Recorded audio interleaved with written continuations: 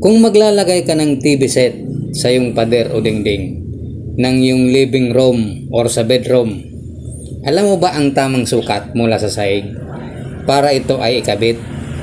Kung hindi pa, panoorin mo muna ang video ito para malinawan ka sa tamang setup.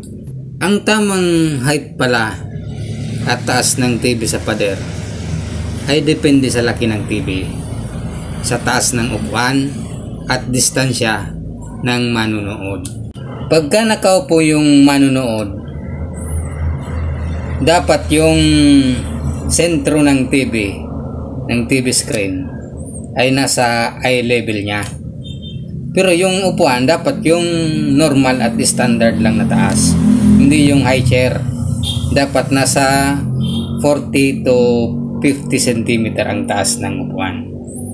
Ngayon, kung nalilito ka, meron naman yung standard height na 42 to 48 inches mula sa sahig hanggang sa gitna ng screen. Yan yung general setup kung paano ikabit. Ngayon, kung masyadong malaki yung TV set mo dahil mayaman ka, dapat ay hindi ka bababa sa 50 pulgada para komportable yung panonood mo. At ito naman yung viewing distance kung ang TV set mo ay 32 to 42 inches. Dapat ang layo mo mula sa screen ay 4 to 6 feet.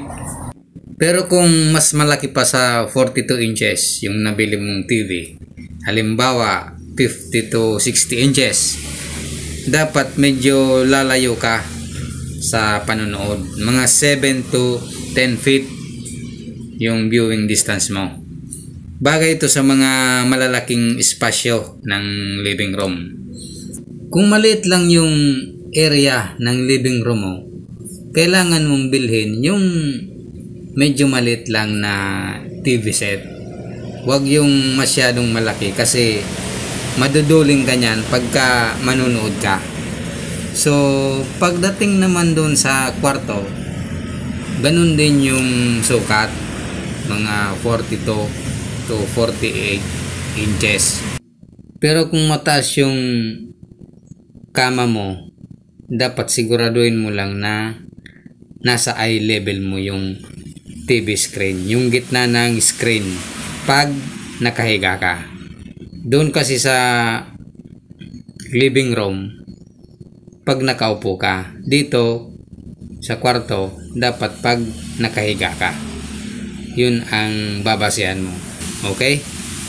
So, yun lang po yung tip natin sa pagse-set up ng TV wall. Salamat po.